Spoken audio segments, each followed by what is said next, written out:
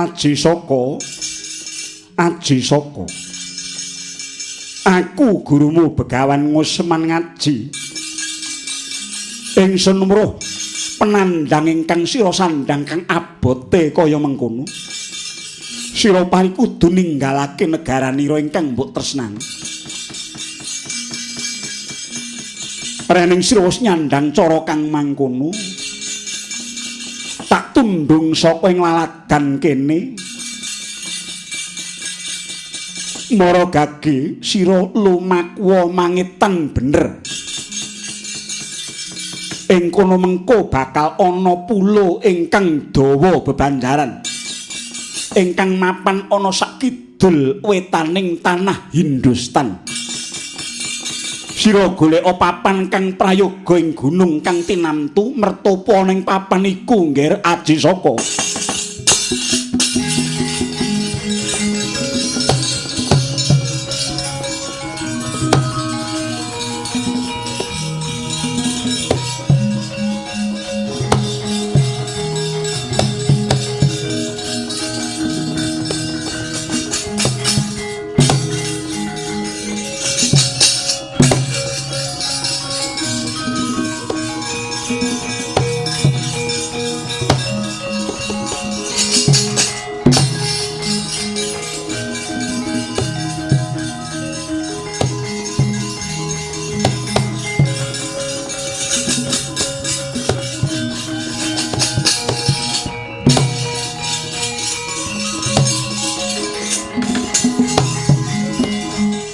Ngalaya ngambara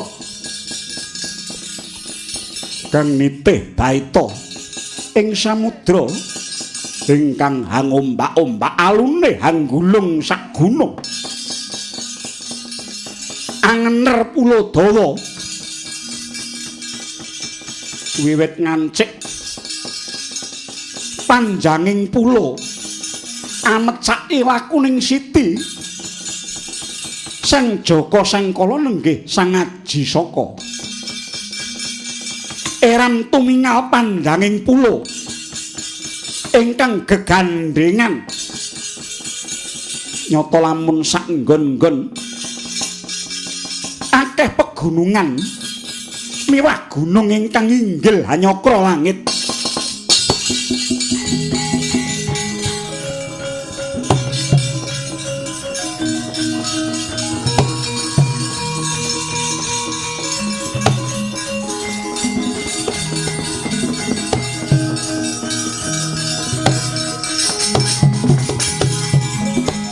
Yai Bratandang lan Baruni kula wonten dawuh.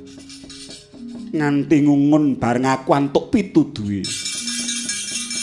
Guruku kang sejati aku kudu lunga saka ing tanah Surati mertapa.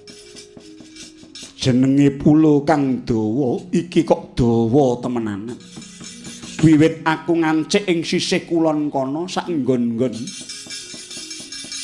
Akeh alas ingkang gedhe-gedhe. Kaya-kaya papan iki durung kanggonan menungsa. Bareng aku saya mangetan-mangetan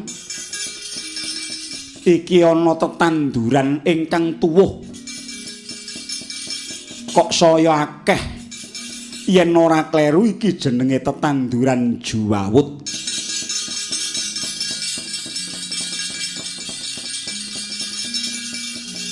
Iki jenenge Pulo Dawa. Inggih Kakang Penemban lajeng paduka badhe lenggah wonten pundi? Ayo bablas mangetan kae kok ana gunung ingkang sisih lor pinggir segara lor. Ih sumangga kula dherekaken.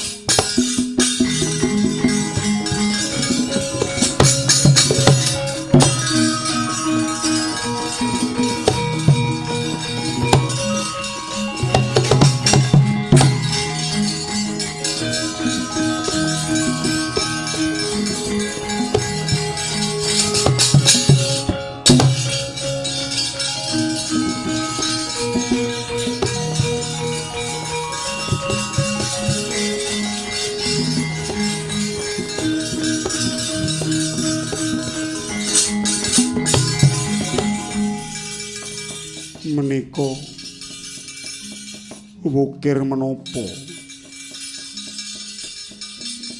Yen sing ana sisih kono mau tak jenengake Gunung Pangrango.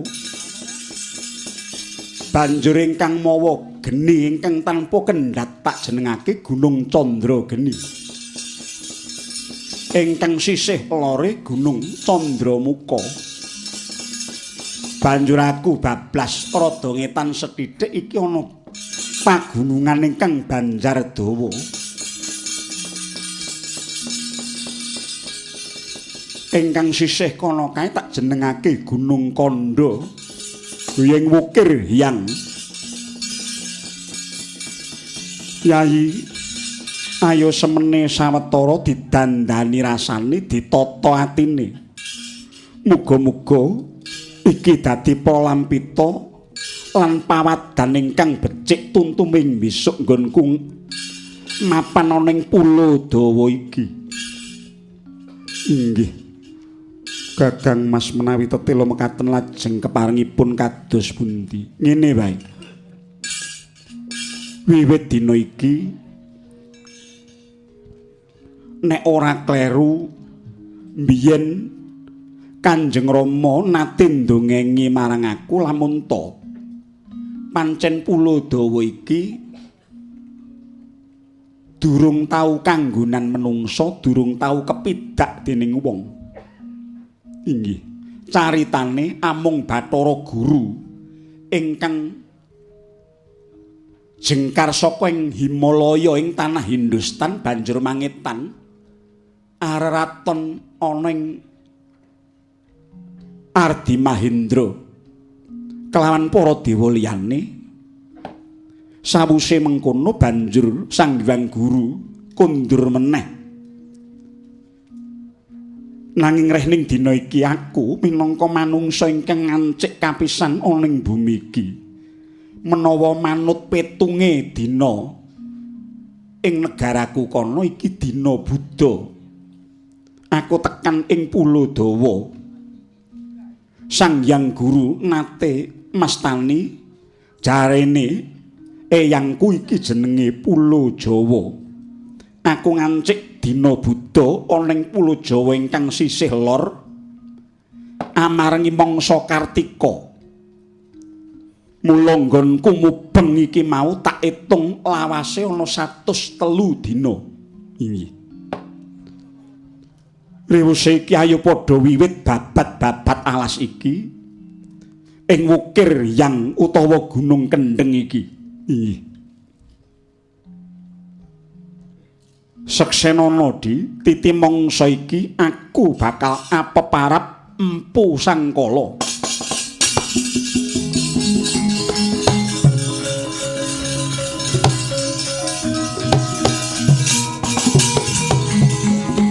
Ya wiwit babat iki ayo diitung dadining taun Sangkala.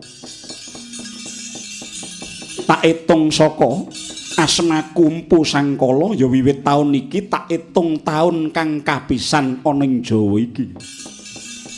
Wiwite ana taun Jawa kaisenan manungsa. Mula diayo megeng napas lan pus meminta marang parimamaning Hyang Maha Agung. Muga-muga kasembatan ingkang sinedya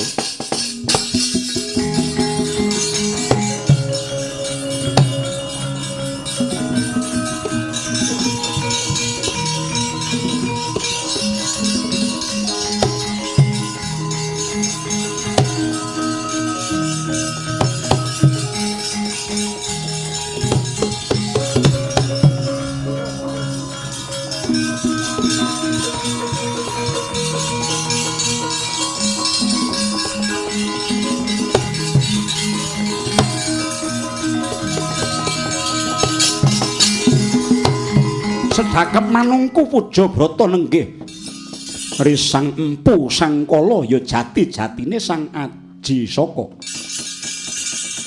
Meminta marang Dat Kang Murweng Dat katandha katarima panedhane ing mangke ana cahya putih ingkang tumurun saka ing dirgantara.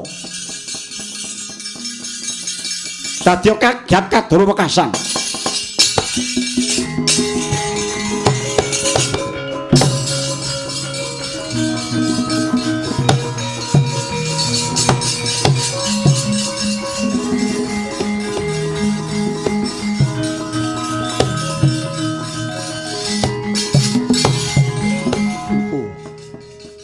Paduka menika bangsaning menapa dene Cumlorot saking Dirgantara.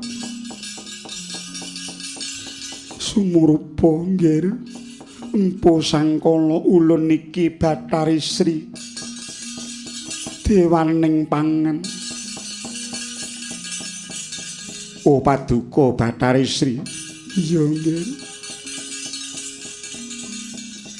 Yektine waleh-waleh apa aku nedha nrima dene Empu Sangkala prapta ngejawa.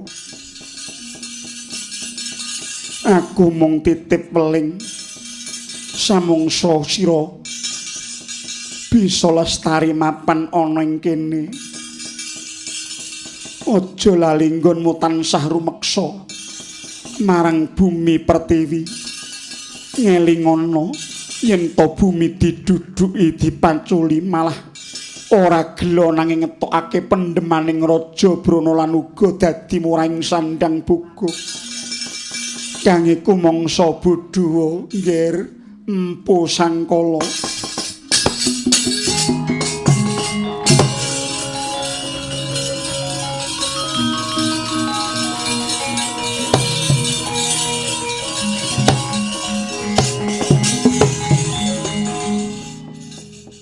Yayi Bratandang kula wonten dawuh.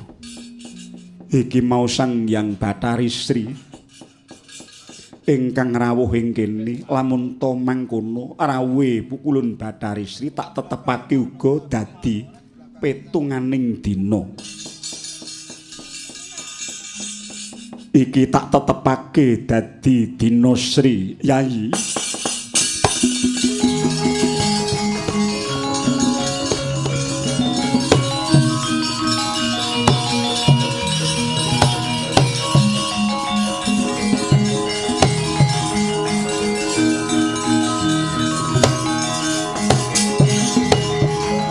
Manungku puja malih nenggih Sang Empu Sangkala. Jroning panon ana cahya kuning nenggih cahyaning Sangkala. Sakedheping netra ical ana cahya abang ing dina katelu nenggih cahyaning Brahma. Ana cahya ingkang asulak cemeng nenggih cahyaning Wisnu. Mapan ing dina ingkang kaping sekawan mewah. Ingkang wekasan cahya ijo nggih cahyaning Sang Hyang Guru. Mapan ing dina kalima Sukamarwata Suta Tyasih Sang Empu Sangkala ya Sang Haji Saka.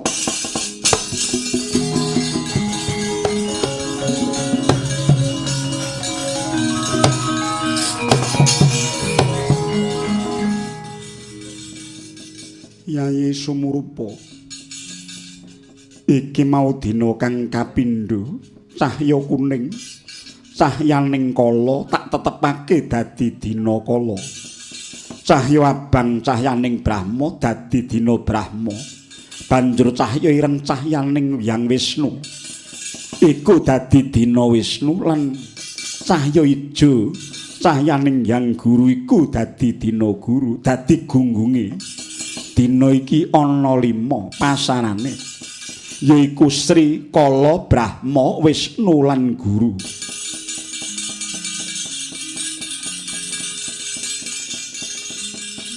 Uga bakal tak itung lakuning dina yen saka pangrasaku petungane tak itungi ing taun kapisan dumadi ana 12 mangsa. Liripun kados pundi? Sing sepisan sesasi ya 31 dina suwene. Ingkang kapisan iku aran mangsa Kartika, kaping pindho mangsa Pusa umure 30 dina.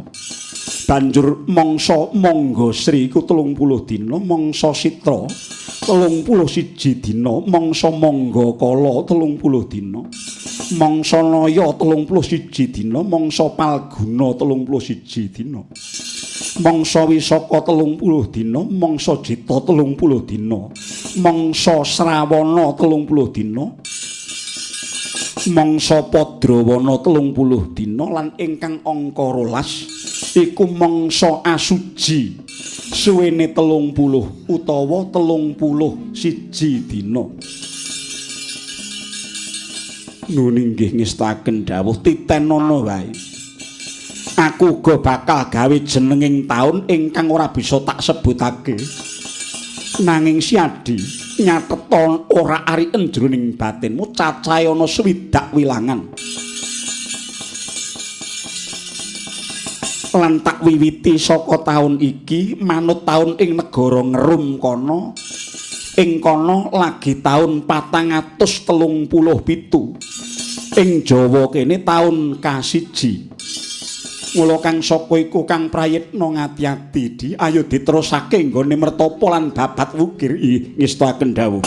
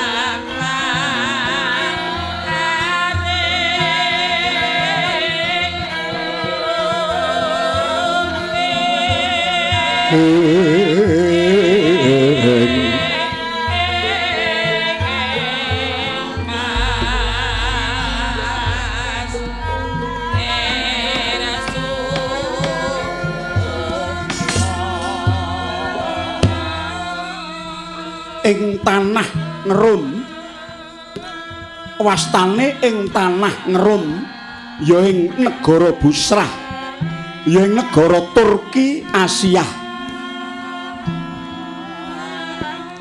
Praja Ageng Santosa Hateke wibawa kekuwunge wiyar laladane akeh wadya balane mulya kawulane tentrem kahanane. Saperangan ageng samya bebakulan candhak kulak dol tinuku lelayaran mawi baita ya prau ingkang ageng-ageng ingkang cinepeng den kendhaleni dening para nangkoda ingkang kendel bandel prigel nrajang ombak nempuh prahara miwah gulunge ngalun gedhe. Sinten ta tetungguling titah ing tanah Ngerum? Nenggih menika ingkang wenang Aglar Sultan ingkang awasta Sultan Al-Gabah ya Sultan Galbah. Bideksa Sembada rinengga busana sultan perkawis tinggal agung kekuwunge nyata wong sak negara ngerum sakiwa tengene samya kurmat mringjeng Sultan Galbah.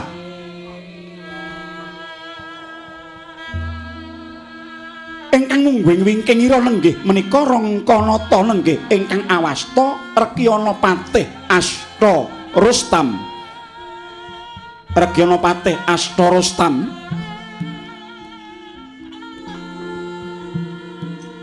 ingkang mungguing ayun maksih muda nanging wis ugi busana kadidene Sultan ingkang putra nenggih Sultan Otto. Dadi mangkono panglucitaning kalih lamun to kababaring lesan.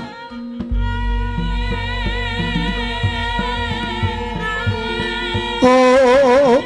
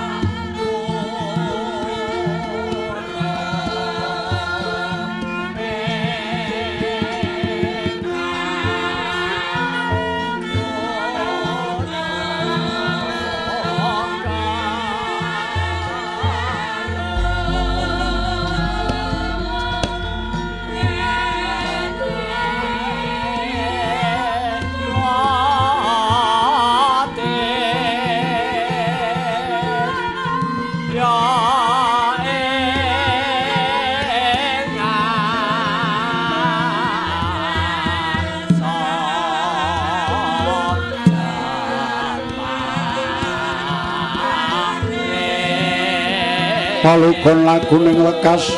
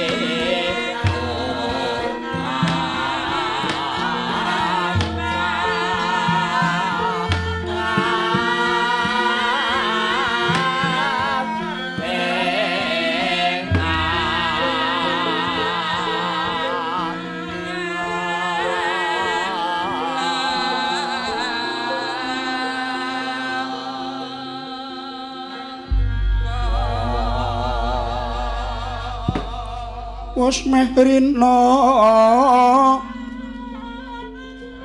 bang-bang wetan sumambura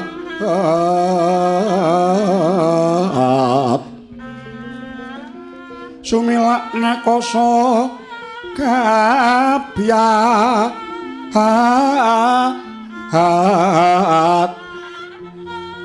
sang iwang Surya mangramyang punggengan cala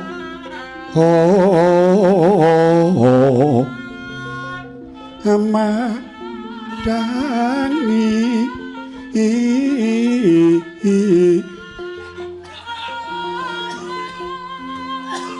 jagat raya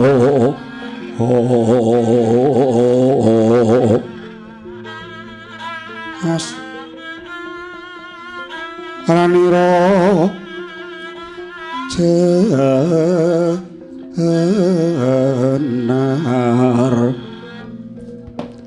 es munyo wus kakatenjang kumrakumo ro aras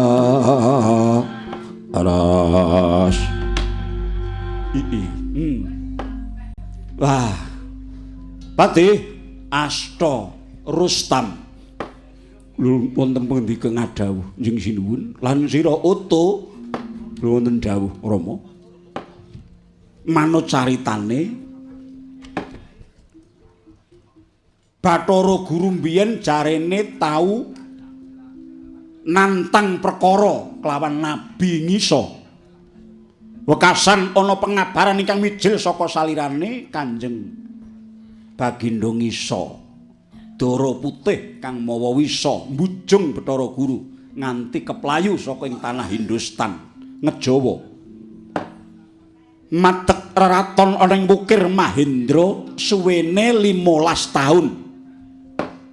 Bareng wis 15 taun bali menyang tanah Hindustan ing Gunung Himalaya. Dadi engga titi mangsa iki jarine Pulo Jawa kuwi isih tetep sepi nyenyet ora kepidak sapa wae. Apa bener nggonira naliti peranganing pulo-pulo ing jagat iki ingkang durung kaisenan manungsa? Rustam. Ih. Lepat jagung pangaksama paduka Kanjeng Sinuhun Bagindo enggal Bah.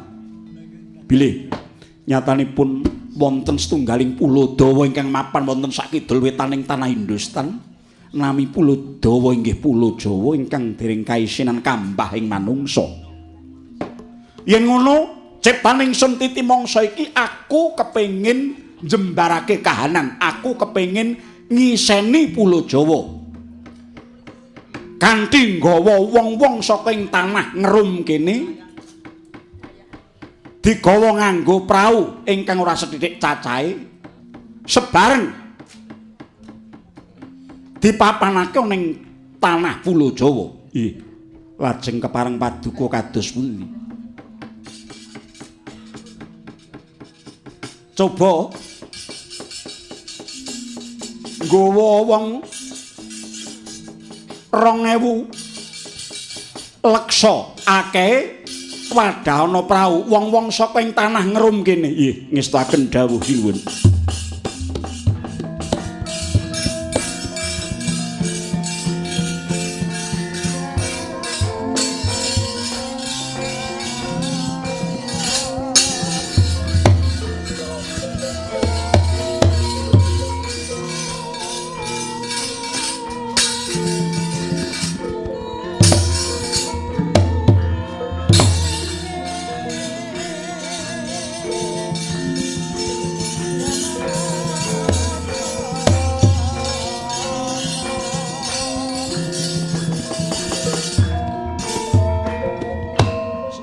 Sultan Utuh kula wonten dawuh.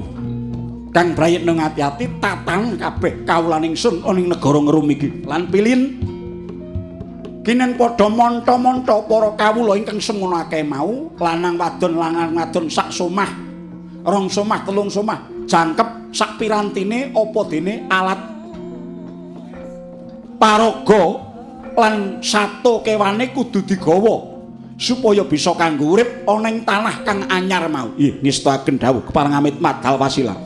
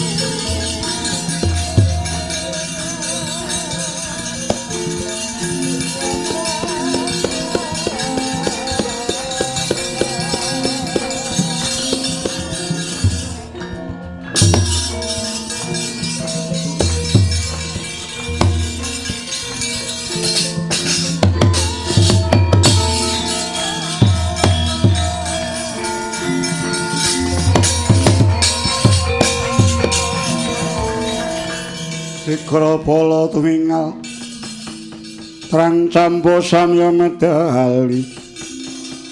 Kabeh wae para kawula ingkang wis dikumpulake ning ora-ora iki. Kula panjenengan jawuh. Kula Den. Ora mangken menapa. Sedaya kepala somah kok sami dipun klempaken wonten mriki menapa badhe dipun paringi dumtuman. Tum-tuman apa ora ngedum apa-apa. Ancantipun menawi badhe nyaketi dinten sepen niku sok dipun paringi kekucah ganjaran. Nggih. badhe dipun paringi pepingan menapa? Ora ana pepingan. Malah sumurupa kowe kabeh bakal ditumpakake baita. Lho badhe dateng pundi kowe sak anak bojomu dhewe-dhewe? Klebu sak pirantimu tetanen apa dene kewan Rajakaya. Ingon-ingonmu kabeh bakal diunggahake menyang prau. Waduh badhe dipun bucal dateng pundi? Matek aku. Arep diguang nang ngendi iki, Cong? Alah kek piye? Ana papan sing anyar mengke kula napa kerasan. Ora kena batal dawuhing ratu. Waduh. Dateng pundi Raden Pati menyang Nuswajawa? Nuswajawa nika pundi? Sakidul wetaning tanah Hindustan. Tanah Hindustan man kula dereng nate semerep kok. Kek adohe sepinten iki. Ora susah datak nganggo hitungan. Sawisna wong 30 leksa akeh tumpakake baita. Waduh nggih. Nanging kula sampun dipun tegakaken wis manut aku ora banget cilaka.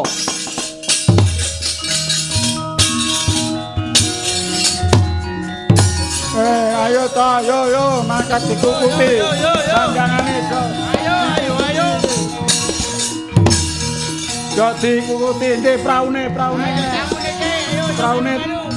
telu. Yo. Praune nang ndi praune? Praune ndi suwasu. Anake aja keri, Pak. Aku melu weh. Lah piye mbokne? Ayo munggah meneh. Wong wedok iki mbok di banyu kok. Lah ngono. Tumut. Ora dinteni ya tanjir tenan. Teni. Alake pirang-pirang e lah. Wah ora iso munggah dhewe. Mbah, mbok diunggahke. Anu yo ora iso munggah. Awak kowe kok ngene. Gegere kok ngene kok kene lho. Oh, jos ora. Kowe kudu melu aku. Katu Pak. Ya melu wong kula niki bojo sampean. Wong tuwek kaya ngene duwe bojo ayune kaya ngene iki. Kowe ora melu piye? Nang kene arep gaglang wong kowe. Melu aku gaglang wong ning kene kowe. Arep aku tuwek mungkok kaya ngene iki, aku iso weweh rasa pemarem ngono. Ya tobat. Ini mel. Oh digeret wae.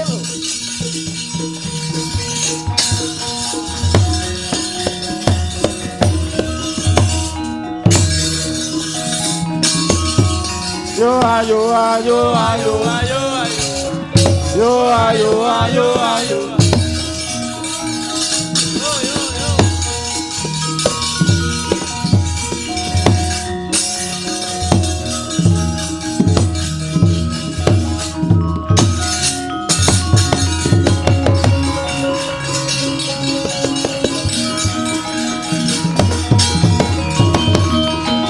Bondong bebondongan 40 prau akeh wong-wong saka ing negara ngerum nalika samono tebeh lampahe datan kinucap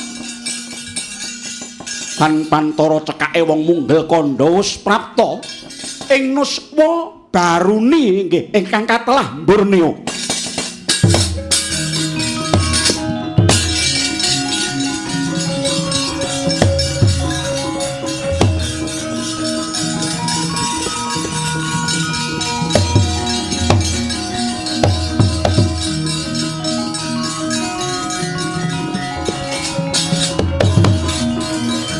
Do medun kuwi, do medun. Medun.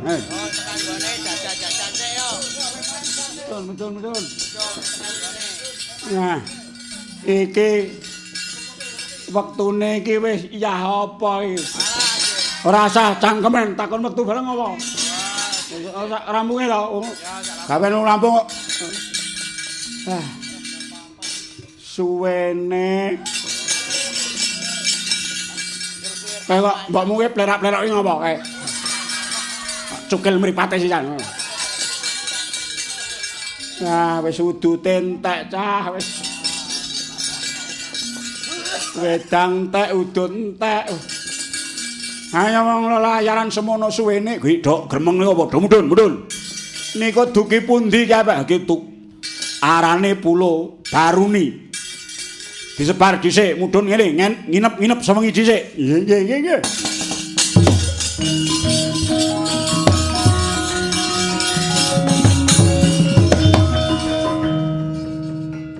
Niki pun esuk ti. Wis turu mau pun. Ayo saiki dipencar kuwi sing sak prau kuwi. Kae iki saya ngidul-ngidul dhisik. Lah niku kok wonten pulo mlih niku. Namine Nuswana apa niku? Nek ora kleru iki jenenge Nuswa Bawean. Oh, Nuswa Bawean. Ayo saperangan manggon kono, saperangan nyebar. Ana ing Nuswa Jawa 10 sak kidule kuwi. Nggih.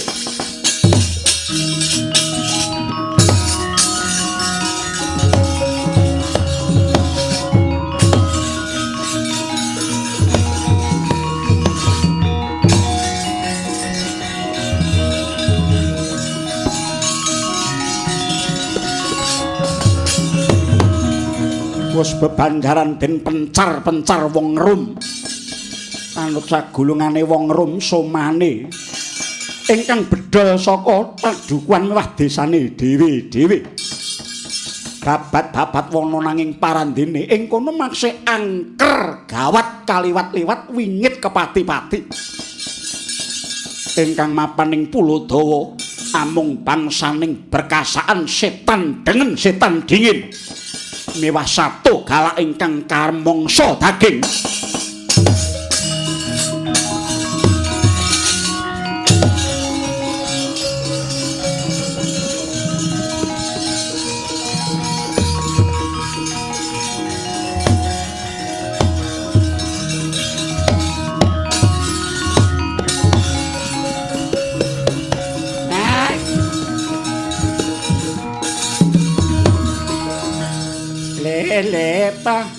Lelepa pakan aku iwak mentah.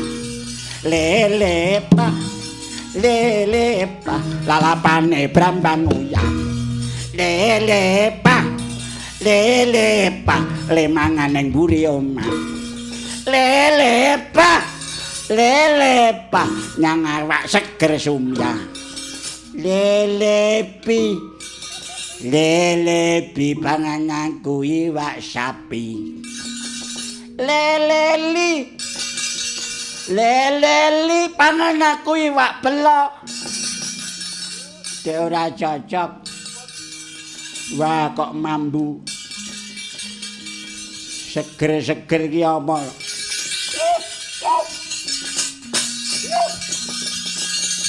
Wow, ketek asu.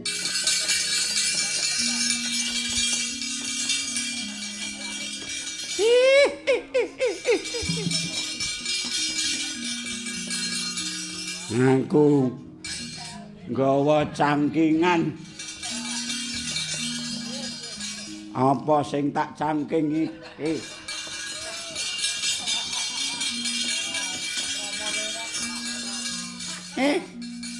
Kuwi ndekku. Apa iya lho? Delok kene.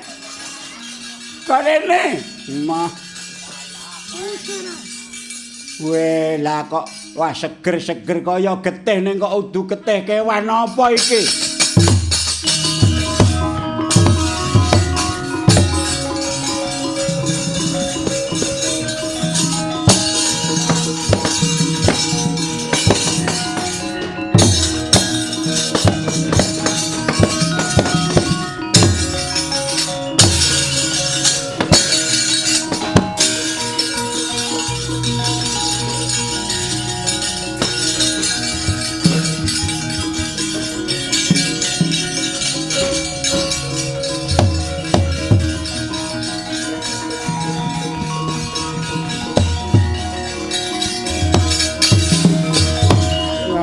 Keringetku ngantek bleweran cah.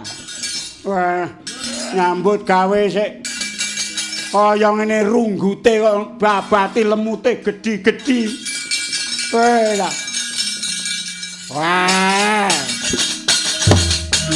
Hai. Wih. Ah. Betobat.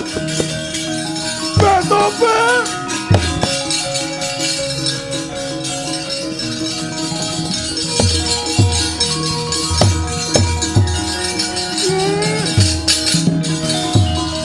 Kowe iki yo nggo mantuk mawon dateng ngerum. Monggo mantuk dateng ngerum ndasmu kuwi. Ngerum ngendi ngerum ki jagate ado kok bali piye wis kaya ngene kok bali mriku. Kula mboten kiyat batobat kathah dipriksa katon mekaten Kiai.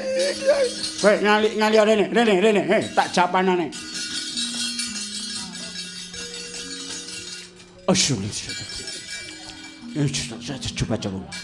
Coba silet asu abang biru. Coba silet asu abang biru. Sudah.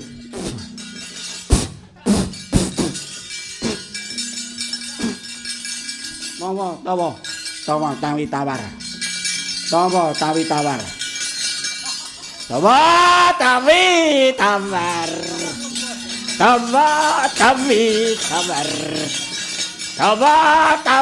Beneran kayak menapa tawi tawar.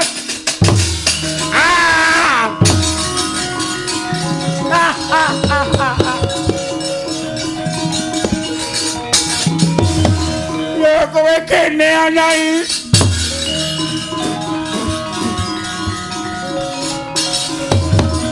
Ya luput beneran bojone dhewe kok dicokot.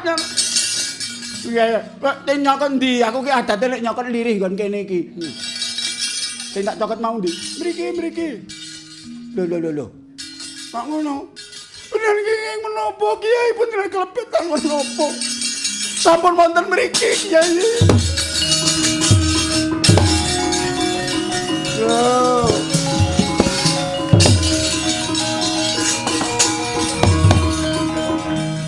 Kathah ingkang pejah ketiwasan. Dasare sepisan datan kuwawi hawa benter. Mongko wong-wong ing tanah ngerum kulina hawa ingkang asrep.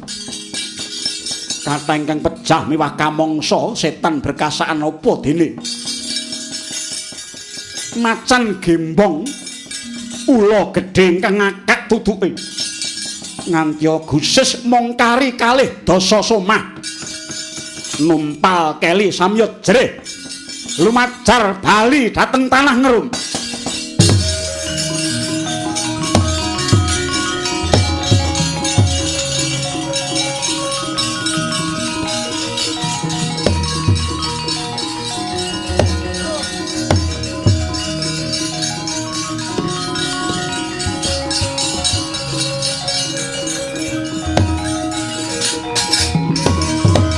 Aduh ngaturaken ketiwasan Sang Prabu.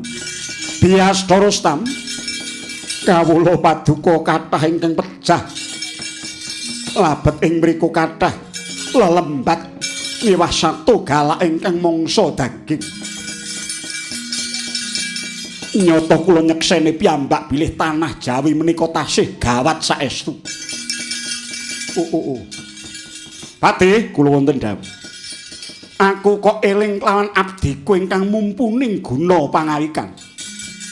Coba timbalana Syekh Subakir ngestaken dawuh.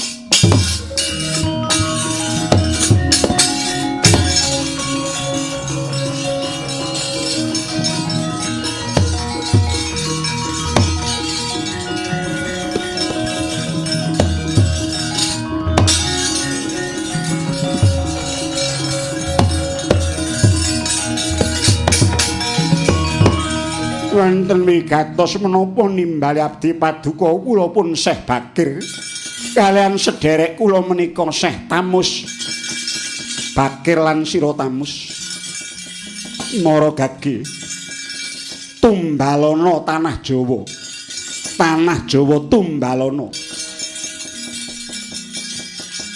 lan uga piye carane supaya kawula ingkang dijujugake meneh ana ing Nuswa Jawa ora padha mati. Nggih sendika ngestaken dawuh.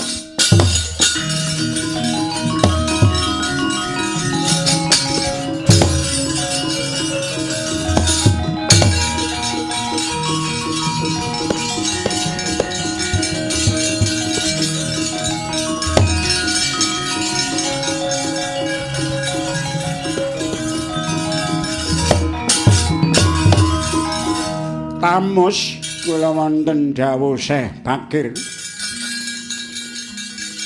Nak sawang pulo Jawa iki lah kok dadi pancen dawa temenanan. Isih gandeng Gunung Raja Basa uga nganti tekan ning tanah Karang. Nggih. Nanging aku kok ngungun najan wong-wong ngerum padha mati lan bali mestine wis entek. Ning kok tanah Jawa iki kaya isih ana cahya sumunar. Katone kok ana menungsa ingkang mapan ing kene coba. Gunung ingkang sisih lor kayo diparani monggo Syekh.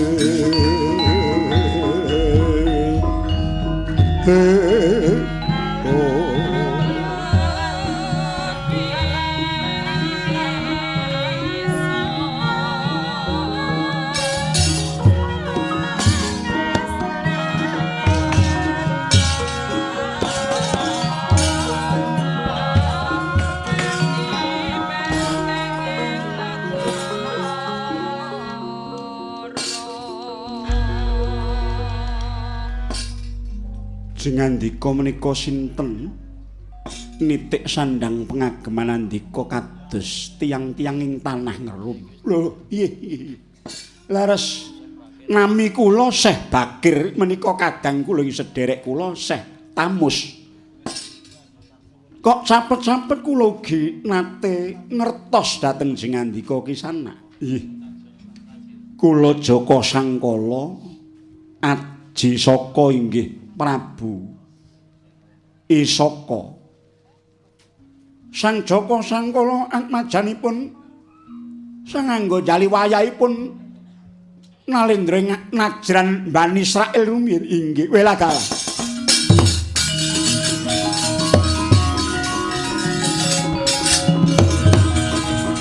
Wah, mboten nginten menawi panjenengan malah sampun mapan wonten ing ngriki. Negari kula ing Surati dipun bedah dening Nalindra Madenda kula keplajeng. Manut dawuhipun guru kula kedah mertapa wonten ing Wukir Hyang ing wewengkon Prabalingga. Oh, makaten nggih. Lajeng keparengipun menapa? Keparengipun Sultan Galbah ing tanah Ngerum badhe ngiseni tiyang wonten ing Pulo Jawi nanging sasampunipun kawandasa prau dipun jujugaken ing mriki kathah ingkang sami pejah kamangsa baju barat miwah kewan-kewan galak lan mboten sami tahaning hawa panas. Kula kadhewan numbali papan menika menawi wonten keparenging galih kula nderek anjurung pamuji pancen Pulo Jawi kedah ditumbali. Menawi mekaten kula nyuwun paseksen andika kisanak sengaji saka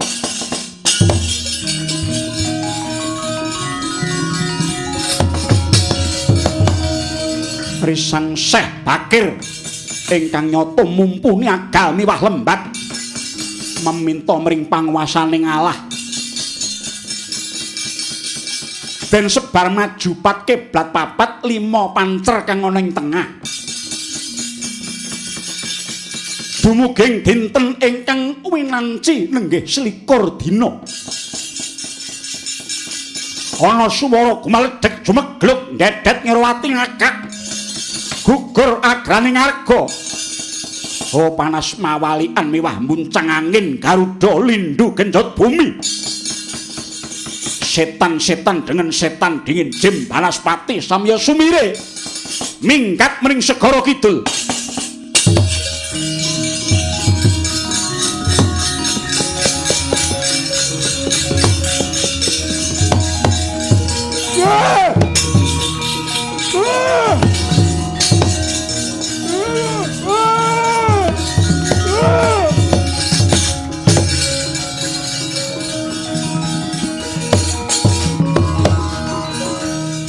Aduh, jengandika sangseh Bakir Tuhulinangku.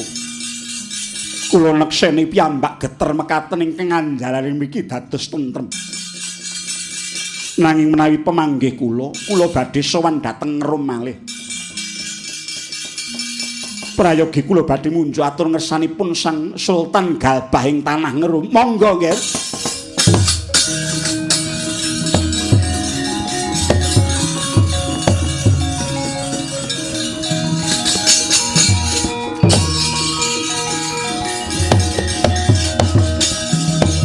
Arsa madangi jagat duk mungup-mungup aneng sapucak ing wukir marbak bang sumirat kena soroting surya mekalan gunung-gunung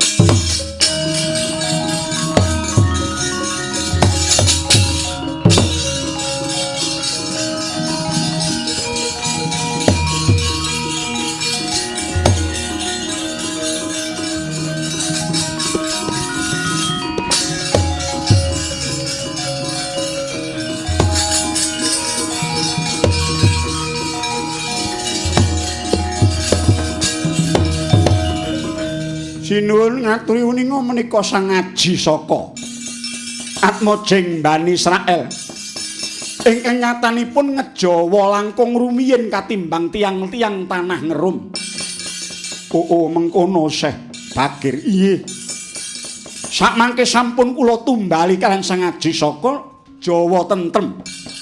Setan-setan sampun minggat dhateng seganten kidul. Oh banjur kepiye Sang Aji Saka kepareng rawuh ning Ngerum. Ih, menawi saking pemanggih kula kedah mbeta tiyang ingkang saged nahen hawa panas. Manut jengandika lajeng tiyang pundi? Kula badhe mendhet tiyang saking tanah Hindustan mangidul dhateng Pulo Langka inggih Pulo Selon ngalir dumuging tanah Ngajam Parasu ugi dumuging tanah Cina lan tanah Siem. Inggih tiang-tiang Siem miwah tiang-tiang Hindustan. Saperangan ugi ingkang katelah tasih gesang wonten ing Nuswa Baruni. Inggih menika ingkang badhe ngrengganing bumi Nuswa Jawi. Nggih, menawi mekaten namung sumangga ing keparengipun mugi-mugi saged lebda ing kali anggenipun ngiseni manungsa wonten ing tanah Jawi. Nggih, kula nyuwun pamit jinengan.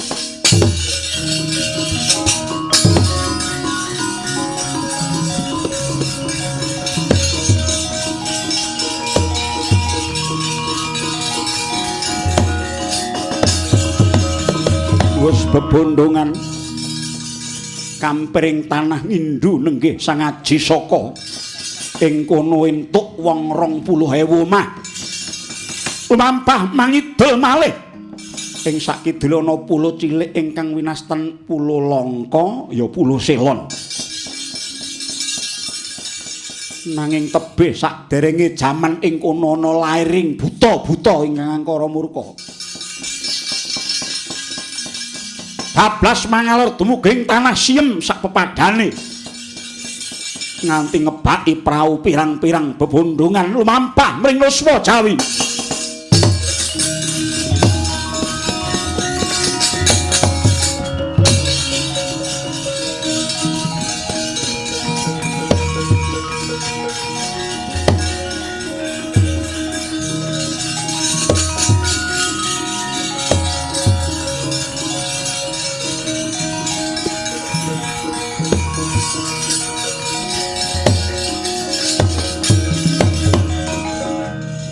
Syekh Bakir kula wonten dawuh Sang Aji Saka. Lajeng ngandika Syekh Tamus kula wonten dawuh. Menika sampun sinebar. Ugi kula papanaken kinen sami babat wana piyambak wiwit Brangkilen ngantos dumugi Gunung Pangrango sakiwa tengening Gunung Candra geni mangetan wukir Mahendra tilasing Bathara Guru rumiyin Gunung Kendeng bebanjaran ngantos dumugi pesisir ler.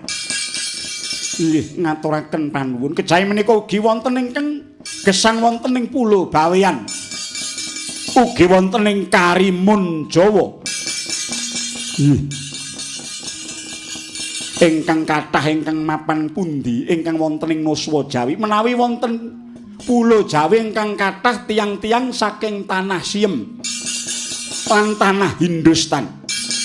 Mekaten iki ketingalipun sami raharja kinen sami yasa desa kabuyutan piyambak-piyambak. Monggo kula dherekaken meminta dhateng panguwasing dat ingkang murbeng dumadi. Mugi-mugi purnaning perkawis menika anggen kula ngejawa miwah tiang-tiang saking negari Ngrum lan sanes-sanesipun ingkang ngrengganing Nuswa Jawi tetep amangun bebranan ngantos ing benjang kalanipun.